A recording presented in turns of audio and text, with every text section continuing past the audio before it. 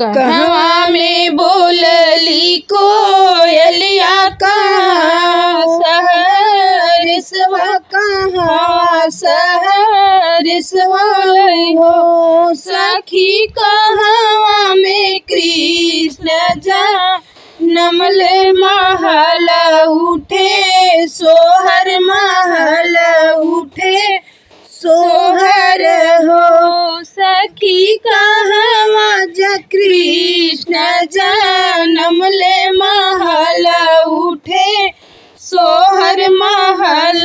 उठे सोहर हो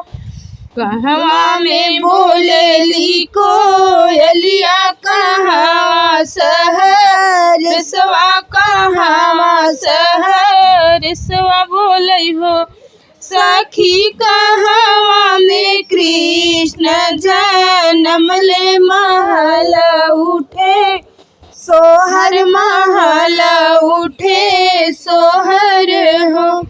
वृंदावन में बोलली कोयलिया त मथुरा सहरिसवा त मथुरा सहरिसवा हो सखी गोकुला में कृष्ण जनमल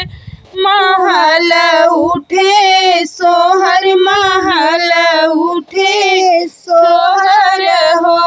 सखी गोकुला में कृष्ण जनमल महल उठे सोहर महल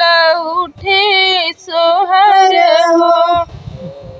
केकरा कोखी जन में कन्हैया तकैर मगन बाटे के मगन बाटे हो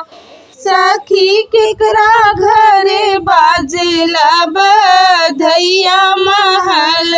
उठे सोहर महल उठे सोहर हो सखी केकरा घरे बाजेला बधैया महल उठे सोहर महल उठे सोहर हो देवकी के कोखी जन्मे है कन्हैया त वासुदेव मगन भैले वासुदेव मगन भैले हो सखी नंद घरे बाजेला बधैया महल उठे सोहर महल उठे सोहर हो सखी नंद घरे बाजेला बधैया महल उठे सोहर महल उठे सोहर हो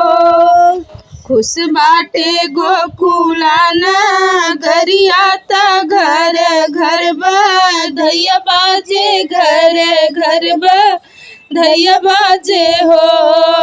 रे सोहर गावेली गोतिनिया जसोदा मोहर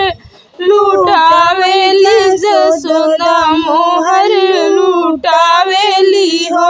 सखी घरे घरे बाजेला बधैया सोहर गावे